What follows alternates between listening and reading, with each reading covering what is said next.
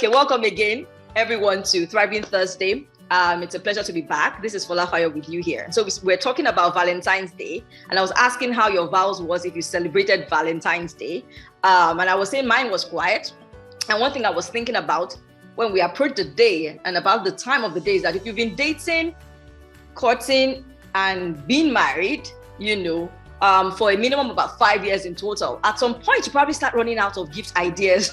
So I think what happens with a lot of us is that we now start looking at the possibility of doing more of creating memories, going for things like programs or shows, or having events, couples events that will probably not occur again. So it's not just a gift, because at some point, if you're a lady and you're giving a guy a gift, you probably would have given him perfume, given him a watch, given him shoes, given him suit, giving him outfits, and then for the guy, you would have given her jewelry, you'd have given her roses, cakes, the normal things. And then at some point you run out of gift ideas. There might be some new things that come up as time goes on, but there's nothing really like the experience, So let me just give us a tip for next year. If you're going to be planning something for your Valentine's next year, you want to probably think about adding an opportunity for an experience, something that will be memorable, maybe a place you guys have never dined together before, so that you can enjoy the Valentine's Day. And last week, we had faculty member FolaFayo. He came to give us a gist about the magic of compounding. So if you were not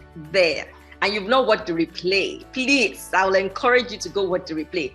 My own top takeout, two top takeouts from that session, was the fact that, he gave us a question at the beginning asking which would be your choice. Would you rather have a situation where, you pick, is it $100,000 or £1,000 or something like that, doubled, or weekly or something like that, and then if you have a penny doubled every day?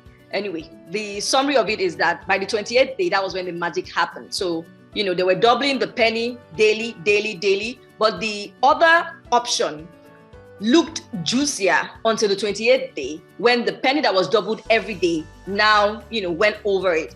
And, the way it came to me when I was thinking about it, preparing for tonight, is that, the 28th day starting something and waiting for the 28th day or the 28th time, it's quite a bit. It's quite a bit. So let me give you an example. If you're someone who said, I'm going to start podcasting, or I'm going to start doing videos on YouTube, I'm going to start writing articles. What happens with a lot of us is that we don't really get to even 10. We don't get to 10, right? By the 28th, then you start seeing some changes. That is why for people who train and coach on changing habits and things like that, you find out that they would recommend 30 days minimum, 60 days or 90 days for you to have a turnaround in a habit. So that means that for you to see an effective result in something you want, you really want to wait long enough. And of course, another tip he shared with us, which I think was a very tangible one, because most of us always think about a big break, a big step, a big thing, is to just take little steps and take it consistently. So my encouragement is, what little steps are you going to be taking consistently, in that path that will lead you to your final goal of what it is that you've been, desiring to accomplish and all that. Offenses. Offenses. Today we're going to be talking about offenses. The truth is, I've had this particular conversation brooding up on my mind for quite a bit late last year, because it's something that I'd learned and discovered over some months and years back. But I was thinking about sharing it late last year, but I felt that the right time hadn't come. And then when we came to the love month, I was like, this month of relationships, dating, proposals, and friendships, this would be a good time to talk about offenses. And I don't want to seem like I'm the only one who understands what this is about. So if you agree that offenses show up in every connection or relationship, please give me an emoji. Let me know that this topic that we're looking into today is worth the conversation. If you agree with me that offenses come in every interaction possible, connection with people, maybe people groups, with individuals, everywhere where human beings are, you agree with me that offenses will show up at some point or the other. Please give me an emoji so I know that this is a tangible topic and this is something that is valuable for us to look into today. All right, the truth is that it does come with the terrain. offenses come with the terrain. And when I mean offenses, I mean those moments when something happens and then you're not quite happy or pleased with someone that you know. It could be something that was said, something that was done, something that wasn't done, or something that wasn't said, right? So sometimes it's not that the person did something, it's that the person didn't do something. And then at the end of the day, you felt, displeased or disappointed about it, And the truth is, this happens. And why would I say it's something that we need to look at today? Is because if the idea of thriving in any space is something that is important for us, then we need to realize that our hearts, which I've been talking about all month, right, needs to be well guarded. And when we think about guarding our hearts, how we deal with offenses, how we perceive offenses, and how we manage offenses, right? Manage, control, deal, avoid, or avoid as well. Offenses will be very critical, because the truth is how you handle, the offenses that come to you will eventually affect a lot of other areas of your life. You'll find that people that enjoy their marriages or their relationships, they usually get a lot of motivation with respect to their work or their career. And you see people who are struggling with maybe even parenting, it affects every other area as well. So making sure that the relationships in your life, they're in a great and healthy place is what we'll be talking about today. And we'll be looking particularly at offenses. So don't mind me if you see me looking down my notes, because I want to make sure that I don't miss out anything at all from what I have thought about that we should be looking at today. All right. Now, the thing about offenses as well is that, there's a particular thing I usually share in some of our mastermind groups, and that's the concept around resentment. And, what we usually say is that resentment is like toxic spill, having crude oil spill on a vegetation or in a farmland, and it not having the ability to grow, to, be fruitful like it should be on a normal day. And the same thing with offenses. Offenses are like toxic in our system or in our space if we don't deal with them properly. And even for those of us that are people of faith, we know that we are advised to deal with offenses properly because it affects our prayers. And when, the Bible is probably talking about prayers, it's not just your request to God, even your connection with God. If you're not in that great place with, people around you, people that matter. Now, okay, let's focus a bit today on the relationships that matter, because I know some people will be saying, but that relationship is not something that I'm really bothered about. And so if the person decides to take things that way, I might not really be interested in doing anything about it. Okay, so let's prioritize tonight the relationships that matter to us with all the things we'll be talking about, okay? And then let's see how it goes. Now, let's start with this. How do offenses, how do they occur? And why do we feel offended? The circumstances that make us feel offended. What are those times? And so I looked into it, and I came up with 3 major reasons why offenses usually show up and why we usually feel offended when we are having interactions with people, or when we're in a group, or when we are dealing with any other person. And like I said, maybe we want to prioritize the relationships that matter to us. So maybe relationship with our parents, relationship with our siblings, relationship with colleagues that we work closely with our spouses, with our children, that relation, and even friends. So that close network, let's start with that. And then of course, there's some other relationships that I probably didn't mention, but they also matter. So you may need to also consider that while we talk about this tonight, okay? So that there are 3 things that I've looked into. There will be more, but there are 3 major ones that you want to think through whenever an offense comes to you. And the first one is personality difference. And I think the reason why this for me is a clear one is because I'm also certified as a DISC consultant. And, in the DISC space, we identify that there are different types of people. And that means that the way we go about things, the way we see things, the way we do things, they differ. So one very popular one. So if you have another one that usually occurs in your space, please just type it in for me. A very popular thing that shows up as a result of personality difference is the toothpaste usage. Has anyone ever heard about that before? That some people would rather press the toothpaste from the middle and some people would press the toothpaste from the end, all right? So if you know any other major, cause of conflicts in a relationship, please just mention it there. But with respect to personality, that's part of it. Because some people will say, For those who are very meticulous about how they use their toothpaste, if you're sharing toothpaste with someone that is very, very carefree and lively, the person doesn't really, the focus of the person is that let the toothpaste get out of the tube. The person is not bothered about how the tube will look afterwards. It's more like, as long as when we're done with the tube, we're going to throw it away. It's not something that we want to keep in an archive or something like that. So even toothpaste usage, we see that happening in a lot of relations. In fact, for those who are getting married, they usually tell you, just expect something like that, except maybe the two of you are both meticulous, then you know that that kind of thing will not happen. But that's something that shows up. And then there's another one that shows up when it comes to personality difference a lot, is that you will find some people who will say that when a situation comes up, there are people who would speak their mind. And there are some other people who are more conservative, who keep quiet. So when you're in a group, for example, like a WhatsApp group, there's some people that for everything that happens in a WhatsApp group, they must leave a comment, even if it's an emoji. Now, those are people that are naturally expressive. And you will also be surprised that apart from the fact that such people exist, there are also people that are irritated when people do things like that, So the idea is that you recognize that individual could be like that, even if the person is different from you, okay? So the way we express ourselves in a situation is different. Also, another one that shows up a lot with personality difference is how we manage stress. Some people, when they are stressed, they would rather sleep. So if you have a couple where the guy is that kind of person, when he's under stress, he sleeps, and the woman is a talker under stress, you can be sure that offenses will be showing up in that situation, because the woman will be thinking, oh, you know what? This doesn't really matter to you. Why is it that whenever we are going through a conversation like this, the next thing you want to do is to sleep off?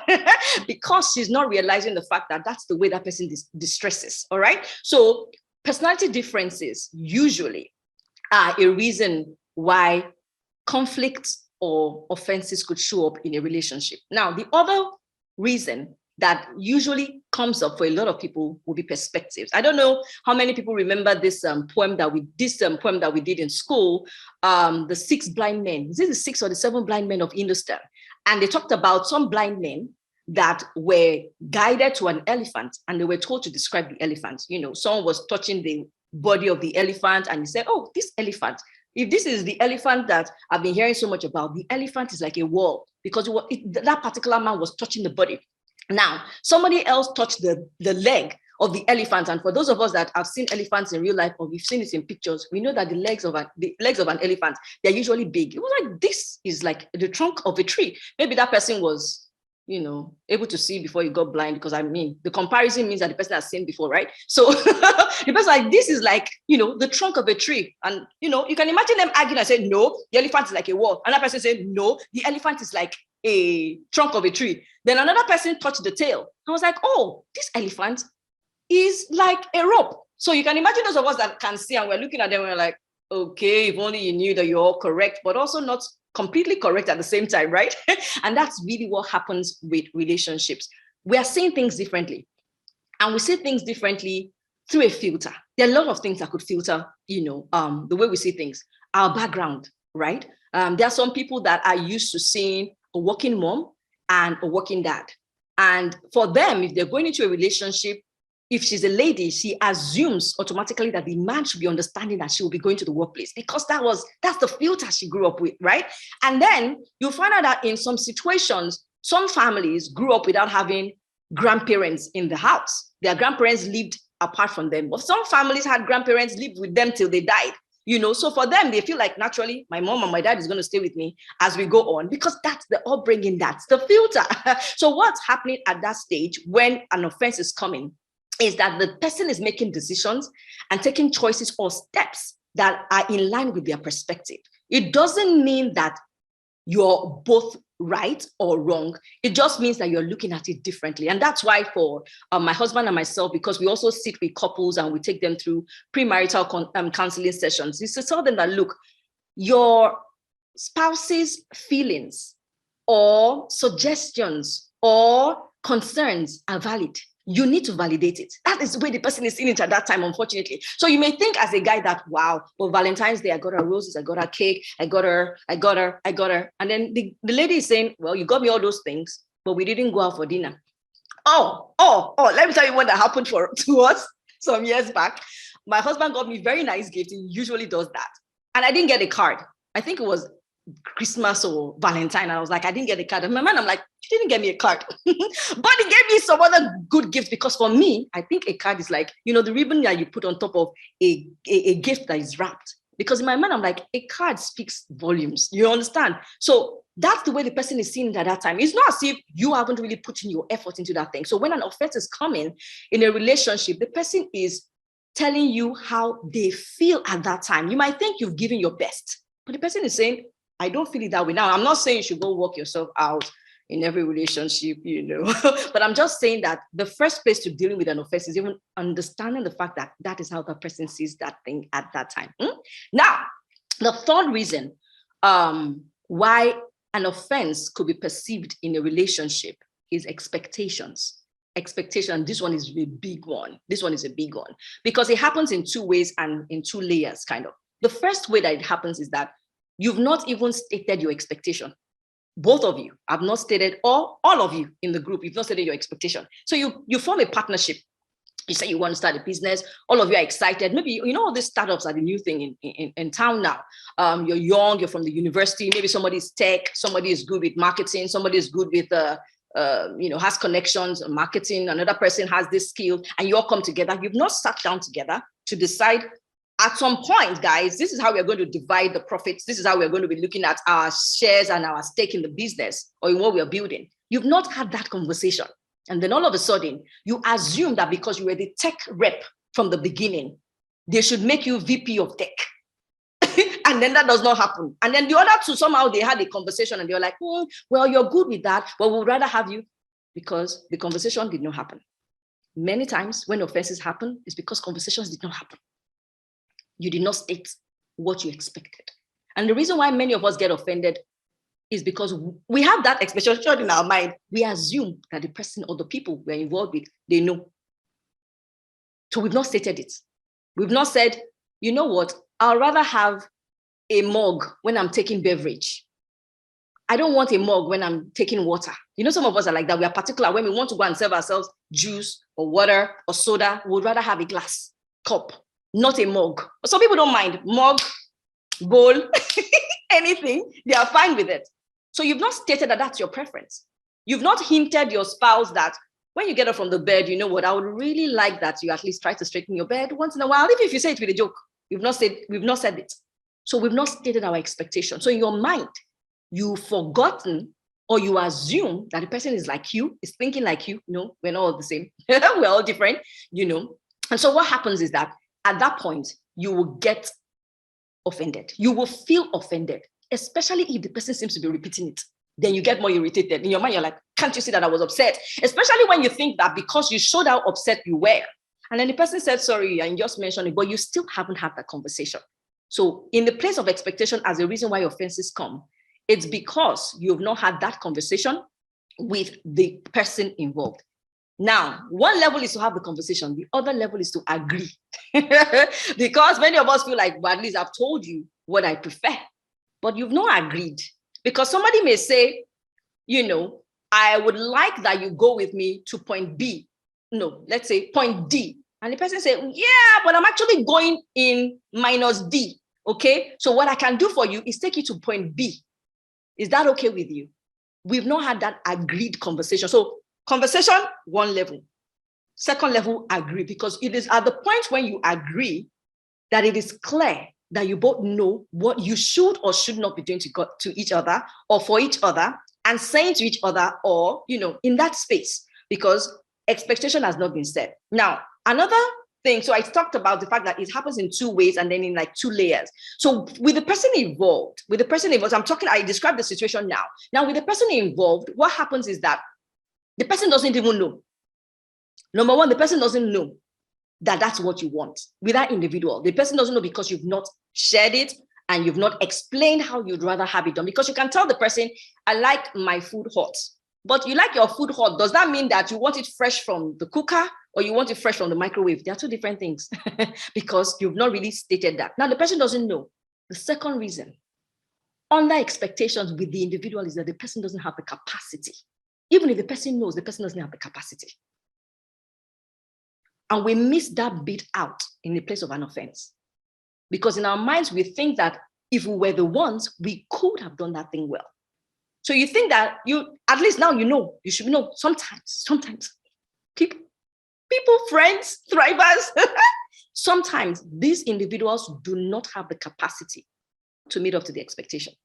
It could be your kids, because maybe you've not taken them properly through something. So you assume that because the child has been watching you, the child should be able to do it the way you do it, but you've not actually explained it the way you want it done, and the person may just not have the capacity. So we need to ask ourselves, does this person have the capacity? So sometimes this happens a lot when you're expecting some emotional support from friends or family, and that person is dealing with their own issues. They don't have the capacity.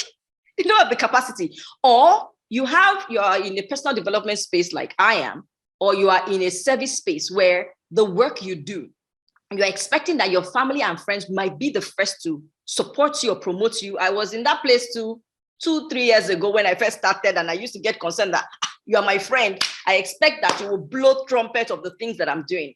And then I realized that, nah. When God showed me and made me realize what was happening, I had a chill. I had a chill pill. The truth is, the person doesn't see the value in what you're doing enough. And it's not like you don't matter or they don't care about you. It's just that thing that you think they'll be pushing, like you want it pushed, they don't see the value like you see it. And that's the truth. They don't have the capacity to do it because you're the one who is passionate about that thing. You're the one who can push that thing the way you push it. They can't because they don't have the capacity. And so when you're going through a situation and you feel like this friend knows, why is this friend not calling me? Why is it, that's what's happening at that time. So you need to ask yourself, does this person really have the capacity mentally, emotionally? Because in our minds, we think that, this person has a lot of money. If the person knows that I'm going through a financial hardship, the person should automatically say, how much would you need? No.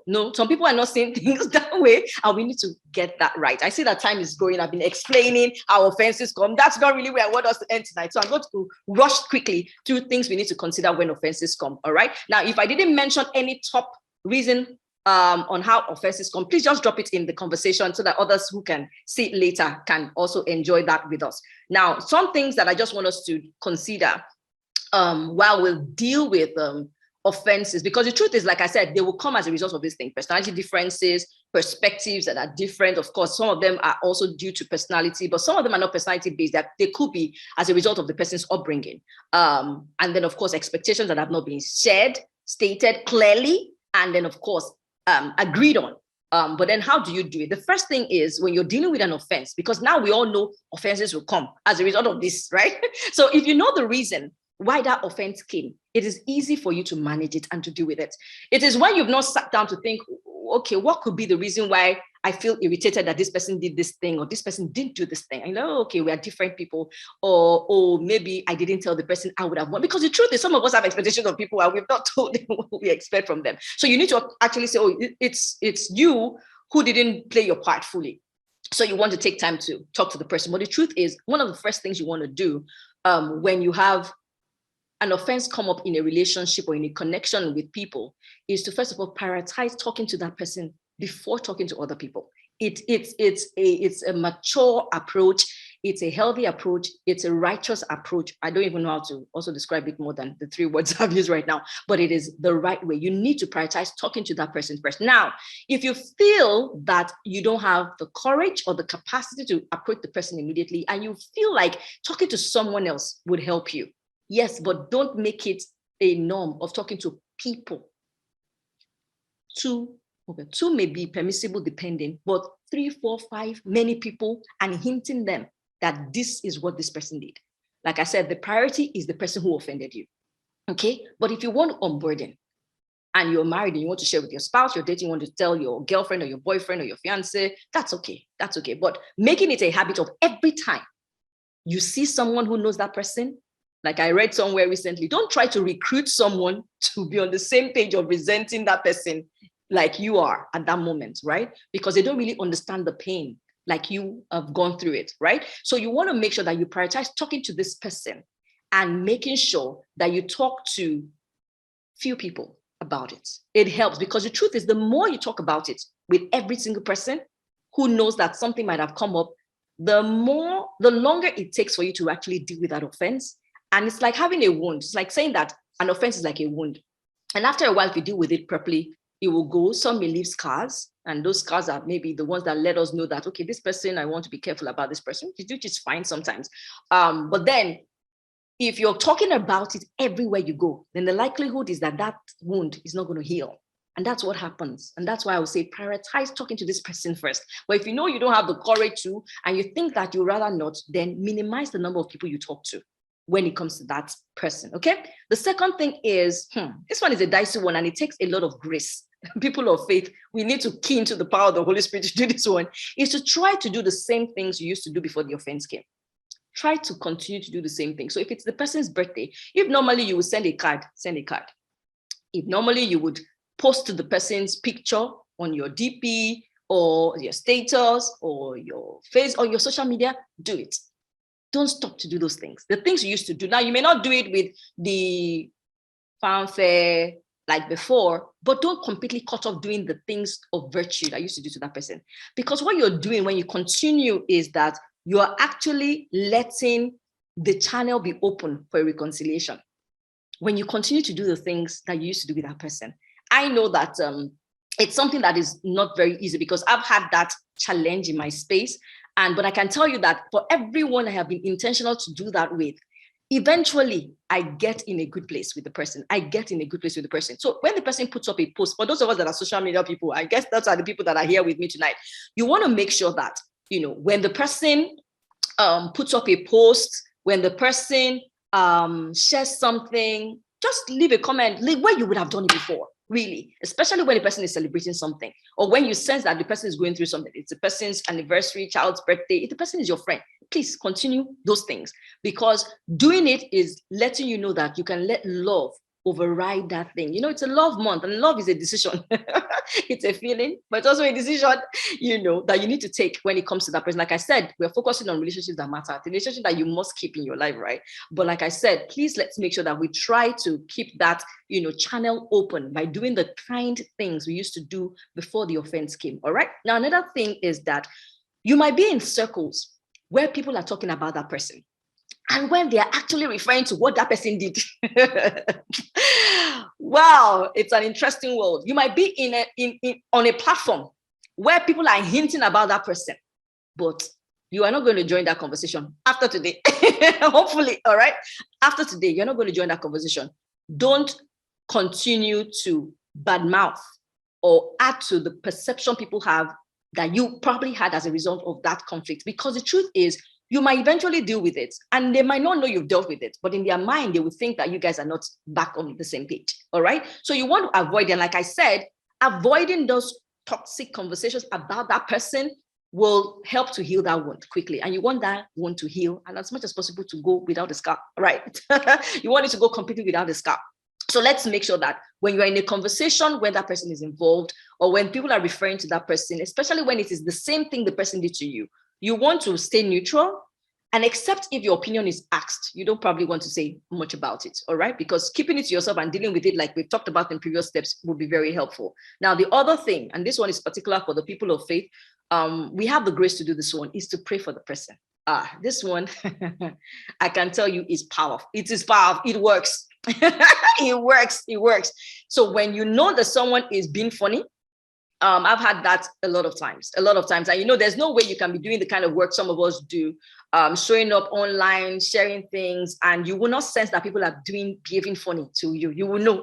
You will know. So what you need to do is to pray. And there have been many people, friends, family, people I don't even know, that I just sense that it's like this person might be thinking this, I might be, like I said, it's an assumption, might be thinking this and all of that. But what I try to do, and I stay very deliberate about, is to pray for that person. So if it's something that might have to do with business, and I think that, the person is being funny with, the things that they're doing in their own business or in their work, and, is the person trying to do something negative towards what I am doing, I pray for the person's business. If it's just something around life generally, maybe I just make sure I pray for the person. I pray for the person till I have a release in my spirit, because in my mind, I'm like, I don't know why this person is doing this, or maybe I don't know why this person did this, or is thinking this, but Lord, I just commit this person into your hands. So you want to make sure that you are praying for that person. I tell you, that praying works, because what happens is that your heart, God begins to refine your heart, fill your heart with his love, because the truth is our love, it has capacity.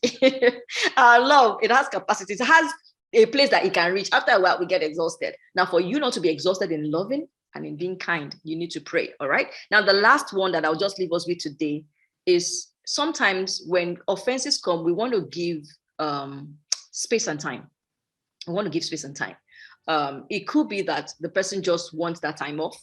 And it could be that the person wants the space. I know that I had a friend that, we had a little bit of stuff going on years back. And, I just had to accept the fact that maybe the person wanted space. But I can tell you that months after that, and maybe a few years after that, whenever I contact this person, the person is open and we connect, So my encouragement is, you may need to ask yourself, should I just give this person space? But like I said, as you give the person space, just keep doing the things that are righteous, kind, loving from your space, and make sure that you stay in a great place. The truth is, offenses will come.